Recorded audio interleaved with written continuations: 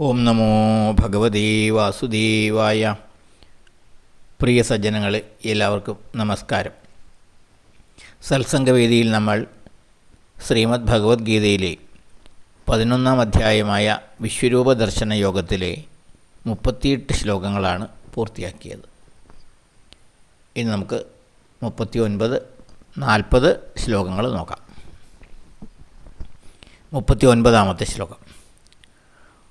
വായോർയമോ അഗ്നിർവരുണശശാങ്ക പ്രജാപതിസ്ത്വം പ്രപിതാമഹശ്ച നമോ നമസ്തേസ്തു സഹസ്രകൃത്വാ പുനശ്ച ഭൂയോപി നമോ നമസ്തേ. വായുർ വായുവും, യമഃ യമനും, അഗ്നിർ അഗ്നിയും, വരുണഃ വരുണനും, ശശാങ്കഃ ചന്ദ്രനും, പ്രജാപതിഃ ബ്രഹ്മാവും, പ്രപിതാമഹശ്ച പ്രപിതാമഹനും ത്വം അങ്ങു തന്നെയാകുന്നു. സഹസ്രകൃത്വഃ 1000 പ്രാവശ്യം, തേ അങ്ങേക്ക്, നമസ്തു നമസ്കാരം, പുനശ്ച ഭൂയഃ അഭി വീണ്ടും വീണ്ടും, തേ അങ്ങേക്ക്, നമോ നമഃ നമസ്കാരം.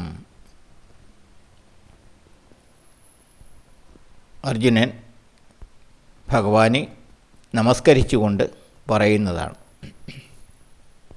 വായുവും യമനും അഗ്നിയും വരുണനും ചന്ദ്രനും ബ്രഹ്മാവും പ്രപിതാമഹനും എല്ലാം അങ്ങു തന്നെ. 1000 പ്രാവശ്യം അങ്ങേക്ക് നമസ്കാരം, വീണ്ടും വീണ്ടും അങ്ങേക്ക് നമസ്കാരം. വായുവും യമദേവനും അഗ്നിയും വരുണനും ചന്ദ്രനും ബ്രഹ്മാവും സകല ജീവികളുടെയും പ്രപിതാമഹനും എല്ലാം അങ്ങു തന്നെ എന്ന് അർജുനൻ പറയുകയാണ്. അങ്ങേക്കായി 1000 നമസ്കാരങ്ങൾ, വീണ്ടും വീണ്ടും നമസ്കാരം എന്ന് പറഞ്ഞുകൊണ്ട് അർജുനൻ്റെ ആ സ്തുതി തുടരുകയാണ്. അടുത്ത ശ്ലോകം നമുക്ക് നോക്കാം. 40-ാമത്തെ ശ്ലോകം. നമഃ പുരസ്താദഥ പൃഷ്ഠതസ്തേ നമോസ്തു തേ സർവദ ഏവ സർവാ അനന്തവീര്യാമിതവിക്രമസ്ത്വം സർവം സമാപ്നോഷി തതോഷി സർവാ. തേ അവിടുത്തേക്ക്, പുരസ്താദ് മുന്നിൽ നിന്നും, അധഃ വീണ്ടും, പൃഷ്ഠതഃ പിന്നിൽ നിന്നും, നമഃ നമസ്കാരം, സർവഃ സർവവുമായവനെ, സർവതഃ ഏവ എല്ലായിടത്തും അഥവാ എല്ലാ ഭാഗത്തു നിന്നും, തേ നമ അസ്തു അങ്ങേക്ക് നമസ്കാരം. അനന്തവീര്യ അതിരില്ലാത്ത വീര്യമുള്ളവനും, അമിത വിക്രമഃ അമിത വിക്രമനുമായ അഥവാ ശക്തിശാലിയുമായ, ത്വം അങ്ങ്, സർവം എല്ലാറ്റിനെയും, സമാപ്നോഷി വിശാലത കൊണ്ട്, തതഃ വ്യാപിച്ചിരിക്കുന്നു, അസി അങ്ങ്, സർവഃ എല്ലാമാകുന്നു, സർവവുമാകുന്നു.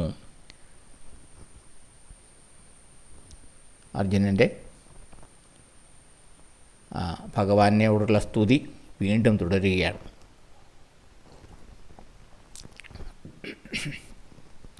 അവിടുത്തേക്ക് മുന്നിൽ നിന്നും, പിന്നീട് പിന്നിൽ നിന്നും നമസ്കാരം.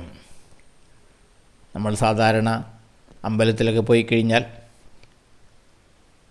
ക്ഷേത്ര ശ്രീകോവിലിന് മുന്നിൽ നിന്നും നമസ്കരിക്കും അഥവാ തൊഴുകും, വശങ്ങളിൽ നിന്ന് തൊഴുകും, പിന്നിൽ നിന്നും തൊഴുകും. ഈശ്വരനെ എല്ലാ ഭാഗത്തു നിന്നും നമ്മൾ നമസ്കരിക്കാറുണ്ട്. അതുപോലെ തന്നെയാണ് അർജുനൻ പറയുന്നത്, അങ്ങേക്ക് മുന്നിൽ നിന്നും വീണ്ടും പിന്നിൽ നിന്നും നമസ്കാരം.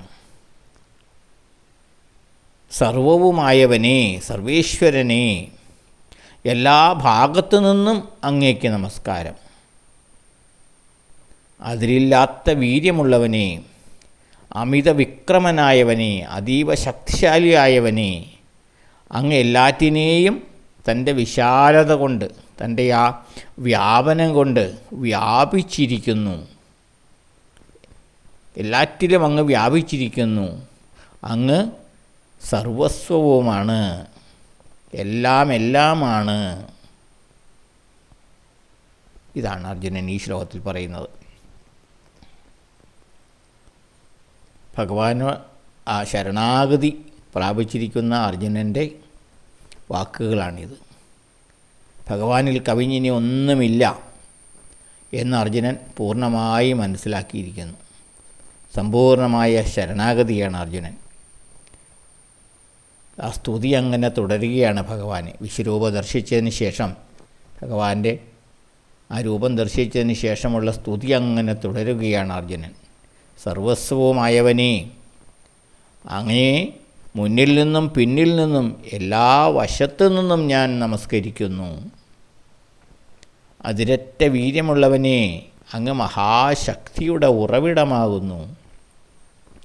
അങ്ങയുടെ മഹിമയാൽ അങ്ങ് സർവവ്യാപിയായി വർത്തിക്കുന്നു. അങ്ങ് എല്ലാമാകുന്നു. അപ്പോൾ അർജുനൻ്റെ സമ്പൂർണമായ ശരണാഗതി ഇവിടെ കാണുകയാണ് നമ്മൾ.